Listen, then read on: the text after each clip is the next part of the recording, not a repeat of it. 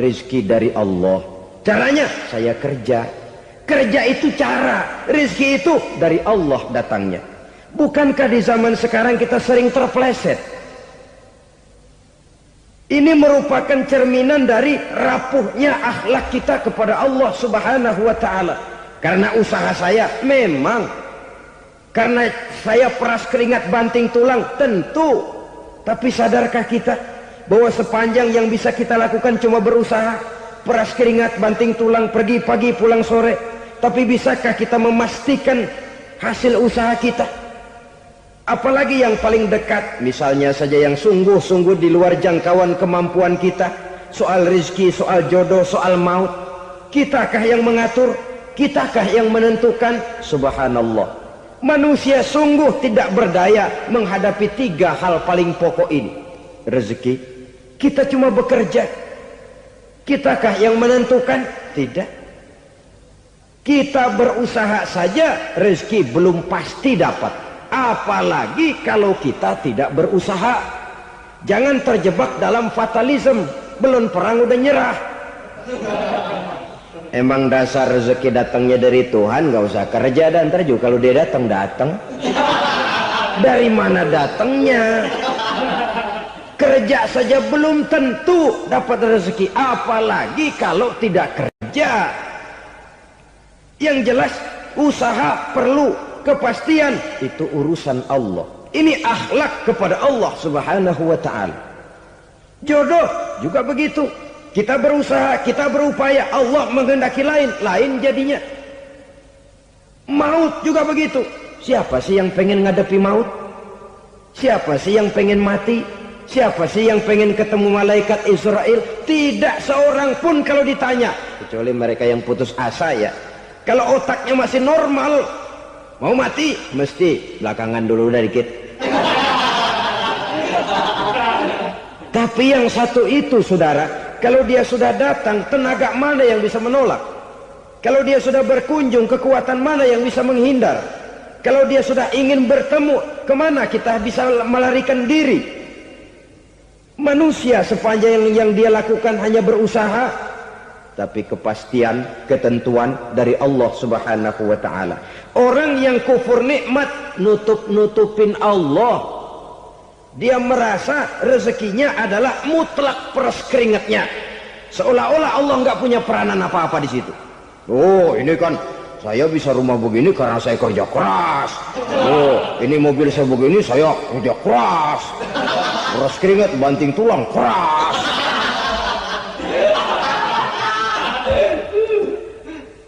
Saudara-saudara kaum muslimin rahimahkumullah. Jadi menutup-nutupi Allah. Akibatnya nanti kalau dia berhasil, Allah ketutupan. Kalau dia gagal, orang lain dicaci maki, dicari kambing hitam. Yang kambing hitam kan mahal. Karena orang sering cari-cari kambing hitam. Jarang orang mau jujur kalau bertemu kesulitan lalu mencari sebab pada dirinya sendiri. Yang paling enak ya nyalain orang. Lo begitu. Orang lain yang paling enak kita salahin. Au ya'malu fi mukhalafatil mun'im, atau dia melakukan sesuatu yang tidak sesuai dengan kehendak yang memberikannya nikmat. Diberikan kita tangan, mulut sih nggak berhenti. Terima kasih Tuhan, alhamdulillah saya dikasih tangan. Cuma nih tangan enteng mat nabokin orang mulu. Itu sudah mukhalafatul mun'im, bertentangan dengan kehendak yang memberikan nikmat. Diberikan harta, mulutnya mah basah. Terima kasih Tuhan, alhamdulillah dikasih harta. Tapi pelitnya minta ampun. Kikir, koret, medit. Ini juga termasuk kufur nikmat, mempergunakan suatu nikmat bertentangan dengan kehendak daripada yang memberikan nikmat itu sendiri. Saudara-saudara kaum muslimin rahimakumullah, oleh karenanya kufur iman memang lebih bahaya daripada kufur nikmat. Tapi jangan lupa, kufur nikmat bisa menyeret orang kepada kufur iman. Nah kalau Allah udah dialingin, Tuhan sudah dinomor duain, lama-lama kenapa dia tidak mendewakan dirinya sendiri? mendewakan pangkatnya, mendewa-dewakan otaknya, mendewa-dewakan kemampuannya. Pada awalnya dia memang cuma kufur nikmat, tapi lambat laun kalau ini tidak diobati, secara pasti orang akan mengarah kepada kufur iman. Bisa berbentuk syirik, bisa berbentuk nifak, bisa berbentuk riddah. Saudara-saudara, oleh karena itu menjaga akhlak kepada Allah mutlak penting. Sebab apa? Kita tidak berakhlak kepada manusia saja, kita dikucilkan dari pergaulan. Kalau kita tidak berakhlak kepada Allah, dikucilkan oleh Allah. Hadis qudsi menyatakan, man lam yashkur ala na'ma'i wa lam yasbir ala bala'i falyakhruj min tahtis sama'i falyatlub rabban siwaya. Kata Allah, siapa orang yang tidak mau bersyukur terhadap nikmat yang aku berikan kepadanya dan tidak mau sabar terhadap ujian yang aku berikan kepadanya, falyakhruj min tahtis sama'i, persilakan saja keluar dari kolong langitku, waliyatlub rabban siwaya, tolong cari Tuhan lain selain daripada aku. Murka Allah, diusir, cuman gak kedengeran aja. Siapa yang tidak mau syukur terhadap nikmatku, siapa yang tidak mau sabar terhadap ujian yang aku berikan kepadanya, persilakan keluar dari kolong langitku ini, cari Tuhan lain selain aku. Langit Tuhan yang punya, Tuhan kita lawan, diusir dari kolong langit, mau pindah ke kolong mana?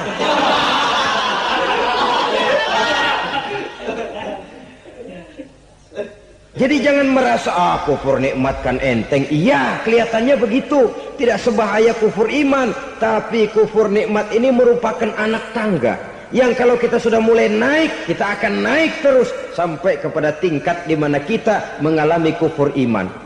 Kalau sudah ke sana, maka akhlak kita kepada Allah terkenalah erosi, terkena polusi, hancur akhlak kepada Allah, dan itulah sumber kesengsaraan abadi. Kalau cuma kita tidak berakhlak kepada manusia, barangkali resikonya cuma kehidupan di dunia ini. Mungkin juga ada kehidupan akhirat. Tapi kalau sudah tidak berakhlak kepada Allah, dunia akhirat kita rugi dan celaka. Maka pada kesempatan ini saya mengajak, marilah jaga baik-baik akhlak kita kepada Allah. Satu kali kita bertauhid, sampai mati kita bertauhid. Satu kali la ilaha illallah, jangan tergelincir lagi kita keluar daripada kalimat itu. Satu kali kita bertuhankan Allah, jangan bertuhan yang lain selain daripada Allah. Jangan sekutukan Allah, jangan samakan Allah dengan sesuatu, jangan mengangkat yang lain sama agungnya dengan Allah. Sebab dengan demikian kita seolah-olah sudah mengotori akhlak kita kepada Allah Subhanahu wa ta'ala. Ini berat, saudara-saudara. Ini tidak ringan. Kadang-kadang saya katakan tadi, masalah ekonomi, kadang-kadang persaingan hidup yang makin tajam, di tengah lapangan kerja yang makin sulit, di tengah orang banyak potong kompas. Kalau berpatokan kepada nilai tauhid, la ilaha illallah, tidak ada Tuhan selain Allah, maka saya tidak akan takut kecuali hanya kepada Allah. Saya tidak akan menggantungkan hidup kecuali hanya kepada Allah. Saya tidak akan minta rezeki kecuali hanya kepada Allah. Kadang-kadang situasi yang nekat membuat kita kehilangan keseimbangan, kehilangan pertimbangan, picik pandangan. Akibatnya kita merusak akhlak kepada Allah Subhanahu wa ta'ala. Ironinya kan orang sekarang kalau ditanya, lu nyolong ya? Iya. Kok berani? Emang. Lu nggak tahu Tuhan lihat? Tahu. Kok nyolong juga? Biarin.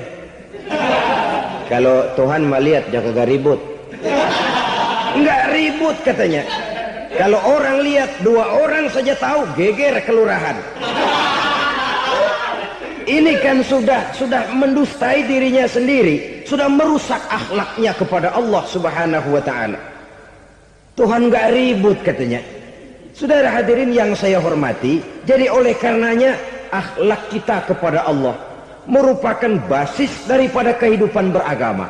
Kalau itu sudah mulai rapuh, mulai terkena erosi dan polusi, mulai rusak, dikhawatirkan nanti nilai ibadah kita kepada Allah juga akan turut ambruk karenanya. Saudara-saudara kaum muslimin rahimakumullah, Tugas yang kedua, memperbaiki akhlak manusia kepada sesama manusia. Kita tahu Islam sesuai dengan namanya adalah agama damai.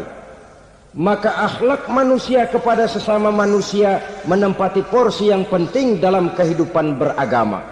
Bagaimana seorang muslim bergaul, bertata krama terhadap sesama manusia. Mari kita lihat lebih jauh persoalannya.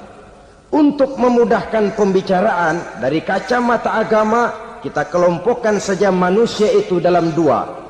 Pertama yang seiman dan yang kedua yang tidak seiman. Yang tidak seiman itu kita sebut saja kufur atau kafir. Nah, kepada yang kafir pun kita diajarkan untuk berakhlak. Apalagi kepada yang memang nyata-nyata seiman, sekeyakinan, seakidah. Kemanapun Islam datang, ke negara manapun ia masuk, ia tidak menaburkan kerusakan. Jadi tidak benar kalau orang pernah itu menggambarkan, saking sentimennya seorang orientalis pernah menggambarkan Nabi Muhammad di tangan kirinya Quran, di tangan kanannya pedang. Menggambarkan seolah-olah Islam dikembangkan dengan kekerasan. Sebenarnya tidak sama sekali. Kalaupun dalam sejarah perkembangan Islam pernah terjadi perang, maka perang dalam Islam sesungguhnya apabila kita amati sejarahnya bukan untuk memaksakan agama. Karena memang agama tidak bisa dipaksakan. Tetapi justru untuk mempertahankan agama dari segala macam hambatan, rintangan, hinaan dan fitnahan. Tapi kemanapun yang jelas Islam masuk, dia tidak pernah membuat kekacauan, kerusuhan ataupun penghancuran. Candi Prambanan bahkan dipugar, gereja-gereja tidak ada yang dihancurkan oleh umat Islam. Kenapa? Islam agama damai. Soal agama, soal lakum dinukum waliyadin, la ikraha fid din, qad tabayyana ar-rusydu minal ghayy. Tidak ada paksaan dalam beragama, sebab nyata yang benar dengan yang tidak benar. Belum pernah ada orang kafir masuk ke perkampungan orang Islam lalu dikejar-kejar, diteriakin kafir, kafir, sunatin.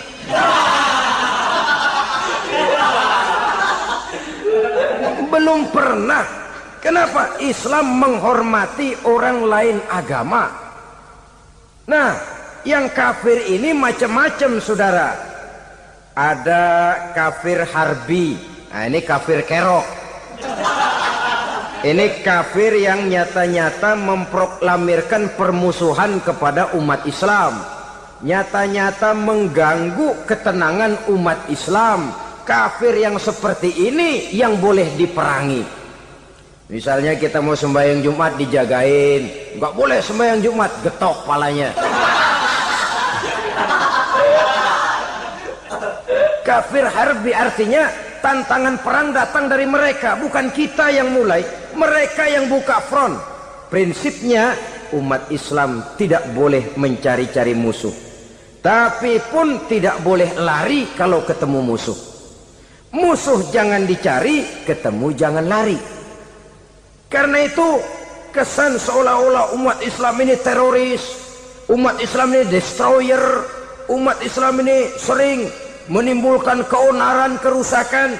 Sungguh satu fitnahan yang sangat keji. Umat Islam adalah umat yang cinta damai. Islam di masa perkembangannya masuki Eropa melalui Selat Gibraltar, Jabal Tariq, memasuki Spanyol. Islam tidak pernah meruntuhkan gereja. Islam tidak pernah membunuh orang-orang Nasrani. Bahkan Islam mewariskan peradaban dan kebudayaan yang begitu tinggi nilainya di bidang ilmu pengetahuan.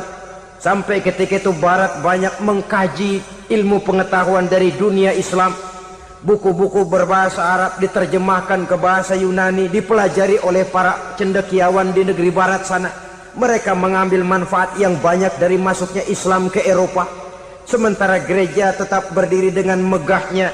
Kuil-kuil tempat peribadatan tidak satupun yang diusik-usik. Kenapa? Islam agama yang cinta damai.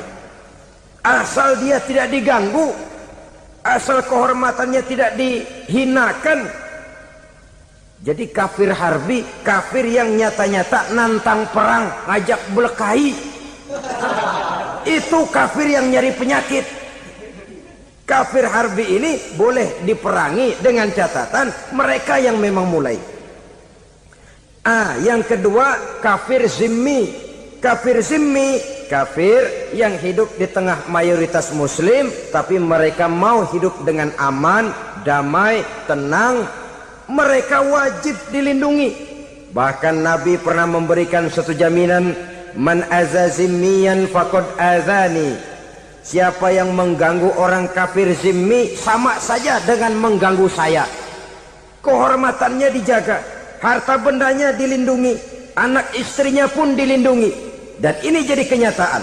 Saudara bisa lihat di negara-negara yang mayoritas penduduknya beragama Islam, orang-orang kafir di luar Islam hidup dengan tenang, aman, damai. Di Saudi Arabia, di luar tanah haram, di luar Mekah dan Madinah, banyak orang-orang kafir mencari nafkah. Mereka tenang, aman, dilindungi undang-undang. Begitu di Mesir, begitu di negara Indonesia yang berdasarkan Pancasila ini.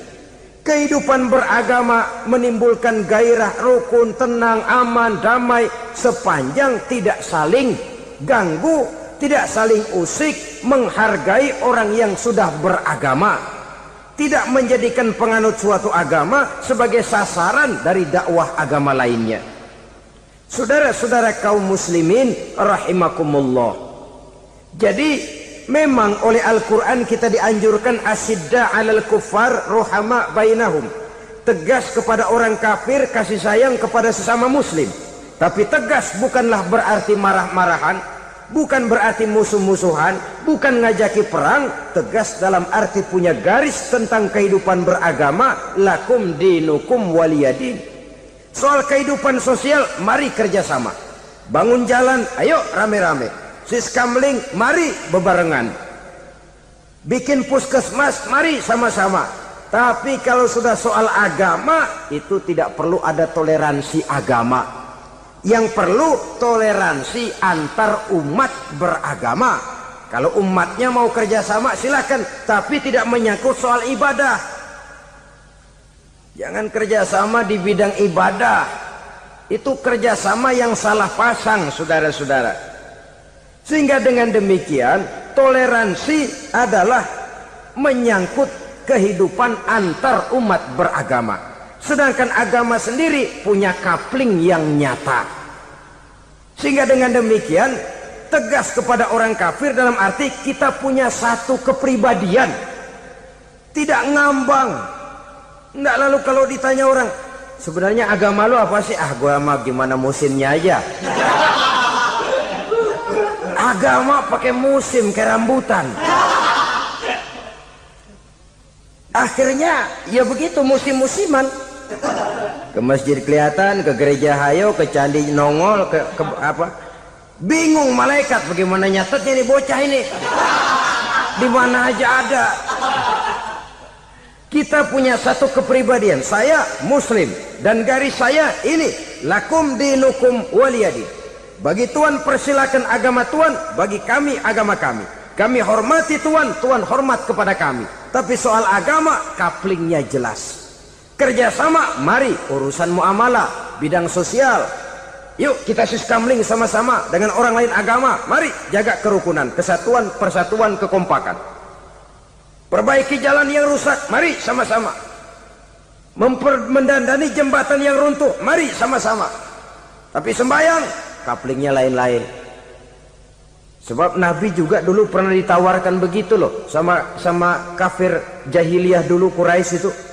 Sudah Muhammad, sekarang begini saja, kita join aja daripada marah-marahan. Hari ini saya oke menyembah Tuhanmu Allah, besok gantian kamu menyembah Tuhan kita Latta, Uzza, Manat dan Hubal. Turun, qul ya ayyuhal kafirun la a'budu ma ta'budun. Soal ibadah kaplingnya jelas, tidak boleh dicampur adukkan.